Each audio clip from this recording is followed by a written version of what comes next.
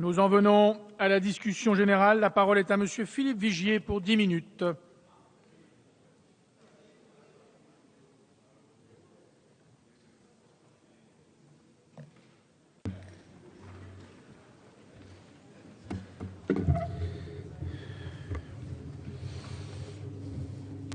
Monsieur le Président, Monsieur le Ministre, Monsieur le Président de la Commission des Finances, Monsieur le Rapporteur général, mes chers collègues. Que dire de l'année 2012 ? Sinon, qu'elle fut celle de la désillusion pour des millions de Français et de Françaises. Certains avaient cru au changement promis par le candidat François Hollande. Après une année seulement, tous savent désormais que cette majorité est celle du renoncement. Renoncement sur les chiffres du déficit. Vous aviez annoncé qu'il serait réduit à 4,5% du PIB. Il a été de 4,8%, vous le rappeliez tout à l'heure, Monsieur le Ministre. Mais en 2011, il était à 5,3%, c'est-à-dire qu'en une année, vous l'avez diminué de 0,5%. Et encore, c'est un bilan partagé entre vous et nous. En revanche, Monsieur le Rapporteur général, quand on parle de la dette structurelle, moi je vous renvoie simplement à la page 7 du document de la Cour des comptes. Et elle dit quoi ? Cette diminution significative de 1,1 de PIB est seulement du fait de l'importance des mesures de hausse des prélèvements obligatoires. Et je tiens à le rappeler, donc vous voyez que si vous n'avez pas eu ce matraquage fiscal, nous n'en serions pas là. Renoncement sur les prévisions de croissance. J'ai bien entendu ce que disait Pierre-Alain Muet, mais le programme de François Hollande prévoyait 0,5%. La croissance aura été nulle. Renoncement aux économies sur la dépense publique. Ce n'est pas à vous que l'on doit la majeure partie de la réduction des dépenses publiques, mais bien à la majorité précédente. Je cite Didier Migaud. La Cour constate qu'une part des économies repose sur l'effet en 2013 de mesures prises sur la législature précédente dans le cadre de la RGPP, en particulier des réductions d'effectifs opérées en 2012. Renoncement sur la compétitivité. Vous avez préféré votre boîte à outils plutôt que l'arsenal proposé par Louis Gallois. Renoncement sur le pouvoir d'achat, puisqu'il a enregistré une baisse historique de 0,9% en 2012. Et puis vous rappelez fort justement, Monsieur le Ministre, que le chômage avait augmenté lors de la précédente législature de 1 million. C'est vrai. Sous l'effet, il faut quand même-t-il le rappeler, non pas d'une crise, mais au moins 2 crises. Mais ce n'est pas un droit d'inventaire que celles et ceux qui sont frappés par le droit du chômage attendent aujourd'hui de vous. Mais ils attendent des actions, ils attendent des solutions, ils attendent un cap. Monsieur le Ministre, 400 000 chômeurs de plus en une année. Avec vous. Le chômage n'a pas baissé, il s'est envolé. Le groupe UDI n'aura pourtant eu de cesse de vous dire que votre boîte à outils, c'est la 5e fois que je le répète, n'était pas à la hauteur de la crise, que vous ne devriez pas vous y accrocher et que vous ne pouviez pas vous contenter de nous dire qu'il suffisait de donner du temps au temps. Vous n'avez toujours pas défini de cap. Comme le dit le Premier ministre, je le cite, « On verra à la fin de l'année ». Le 9 septembre 2012, le président de la République, François Hollande, se donnait 1 an pour inverser la courbe du chômage. Je vous donne donc rendez-vous le 9 septembre prochain.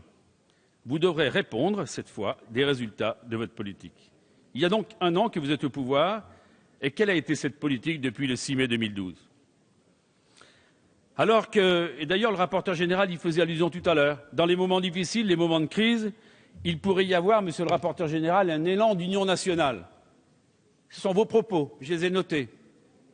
Mais lorsque vous étiez dans l'opposition et qu'il y avait des mesures structurelles, des mesures difficiles, jamais vous n'avez voulu emprunter ce chemin d'union nationale. Et vous ne pourrez pas faire le reproche à l'UDI d'avoir voté contre tout. Bien au contraire, Monsieur le Ministre, vous vous êtes réfugié dans un certain dogmatisme. Dogmatisme lorsque vous avez décidé de priver nos entreprises d'un allègement de charges de 13 milliards en supprimant la fameuse TVA compétitivité. Ah, il ne fallait pas toucher à la TVA parce que derrière, il y aurait l'inflation. D'ailleurs, je vois que vous allez reprendre nos recettes, 0,4 en plus.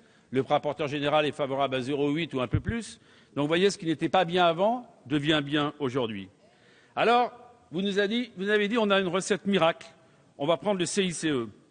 Mais vous savez très bien que malheureusement, même si c'est un outil important, il n'est pas à la hauteur des enjeux. Combien d'entreprises en bénéficieront ? Comment sera-t-il financé ? Accordez-moi qu'il y a un certain flou artistique. Certains le disent clairement, je pense au rapporteur général, d'autres approuvent en silence. Dogmatisme encore lorsque vous affichez une sanction aux 9,5 millions de salariés. C'est un blog, monsieur le rapporteur général, 9,5 millions de salariés qui faisaient des heures supplémentaires et qui voient leur salaire se réduire et leurs impôts augmenter.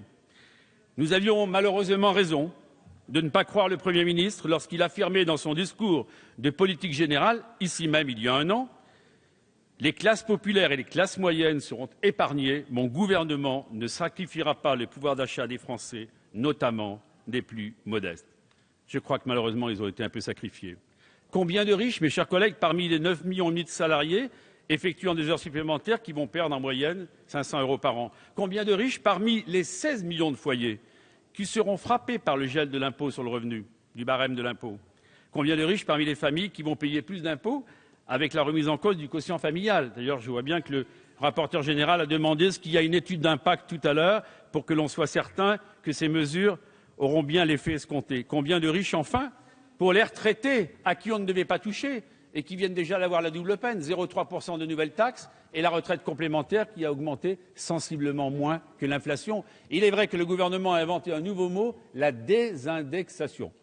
Ça veut dire, comme on dit chez moi, on baisse les retraites. Combien de riches parmi les 10 millions de salariés qui vont subir de plein fouet l'augmentation du forfait social? Combien de riches, enfin, parmi les travailleurs indépendants, 2,5 millions quand même, dont les cotisations sociales vont être augmentées depuis d'1 milliard? En juillet 2012, vous avez augmenté les impôts de 7 milliards. Urgence, impréparation, absence de crédit. Il vous appartient de donner la réponse. On aurait pu le penser, mais nous avons pu constater combien le gouvernement a préféré tout simplement les lever 28 milliards d'euros d'impôts en plus, avec donc un choc fiscal pour cette seule année de 35 milliards. Il est vrai, Monsieur le ministre, que c'est plus facile d'augmenter les impôts que de s'attaquer aux réformes de fond. Pire, la promesse de stabilité fiscale, Monsieur le rapporteur général, la promesse de stabilité fiscale pour 2014, répétée à plusieurs reprises par le président de la République, la promesse de stabilité fiscale, ça veut dire pas plus d'impôts, eh bien, ne sera pas tenue. Les engagements de baisse des dépenses publiques ont été vite oubliés par le gouvernement. Non, Monsieur le ministre. Les dépenses publiques n'ont pas baissé de 10 milliards en 2012. Non, Monsieur le ministre. Elles n'ont pas baissé de façon historique en 2012. Non, Monsieur le ministre. Elles sont même passées de 1150 à 1180 milliards d'euros, et vous le savez. C'est-à-dire une augmentation de 1% en valeur. Ce n'est pas moi qui le dis, c'est l'INSEE. Les documents, je les tiens à votre disposition. Et d'ailleurs, les résultats que vous revendiquez s'expliquent par un artifice grossier. Vous n'intégrez pas les dépenses exceptionnelles dans vos calculs, comme le souligne d'ailleurs le rapporteur général dans ce rapport. Vous n'avez donc pas fait, ne disons pas le contraire, le choix d'être courageux en matière de diminution des dépenses publiques. La politique de non-remplacement d'un fonctionnaire sur deux partant à la retraite a été balayée d'un revers de main, c'est un choix politique, tandis que la MAP, la modernisation de l'action publique, n'a pas encore trouvé sa traduction concrète. Vous avez reconnu d'ailleurs, Monsieur le ministre, que c'était 12 milliards d'euros en 5 ans d'économies sur la RGPP. Alors vous allez créer 60 000 postes dans l'éducation nationale, auxquels vont venir s'ajouter 10 000 postes supplémentaires annoncés la semaine dernière par Vincent Peillon. Nous le dénonçons parce que cette mesure sera aussi désastreuse pour nos finances publiques qu'inutile pour l'éducation des enfants. Je vous renvoie au rapport de la Cour des comptes. Pire, elle nuira aux fonctionnaires que vous condamnez à la paupérisation. Vous maintenez le gel du point d'indice dans la fonction publique pour financer la création de postes. Donc vous parliez, Monsieur le ministre, de casse du service public. Bien, le cassez-vous, toujours plus de fonctionnaires, mais toujours plus pauvres. Il en est de même pour ce qui concerne les niches fiscales. Alors là, on allait voir ce qu'on allait voir. Dans le programme de François Hollande, on allait chercher 29 milliards d'euros. Niche fiscale qu'on allait récupérer. Bien écoutez, j'ai regardé, le résultat n'est vraiment pas au rendez-vous. Alors, malgré la baisse des prévisions de croissance et le dérapage annoncé du déficit, le gouvernement tente de dissimuler la réalité budgétaire en refusant de présenter un collectif budgétaire, et le président de la Commission des finances l'a souligné tout à l'heure. Pourtant, Monsieur le rapporteur général, j'ai retrouvé les débats de 2012 et vous aviez justifié à l'époque la deuxième loi de finances rectificative de 2012 en expliquant qu'elle avait, je vous cite, pour objectif de prévoir les mesures nouvelles supplémentaires nécessaires pour compenser les manques à gagner en recettes découlant d'un PIB moins important que prévu. Mais c'est ni plus ni moins que ce que nous vivons aujourd'hui. Voyez, moi je vous écoute, je vous lis, je regarde, et à partir de là, j'essaye de comprendre. Cette majorité, vous l'aurez compris, mes chers collègues, elle n'a pas de cap.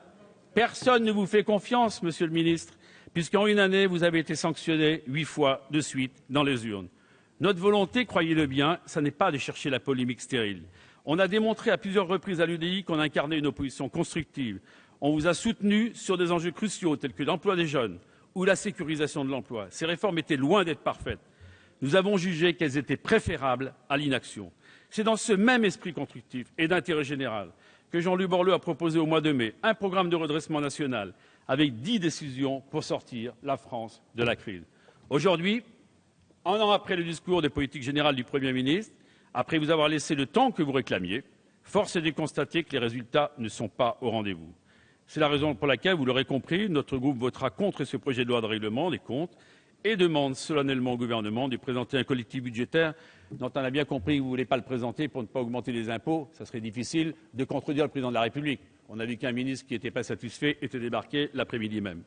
Donc, il est temps pour nous, Monsieur le Président, je termine, de fixer un nouveau cap pour relancer l'emploi, d'enrayer le déclin industriel, de véritablement lutter contre les déficits et soutenir les Françaises et les Français qui nous regardent et qui sont très exposés à la crise et à la désespérance. Je vous remercie.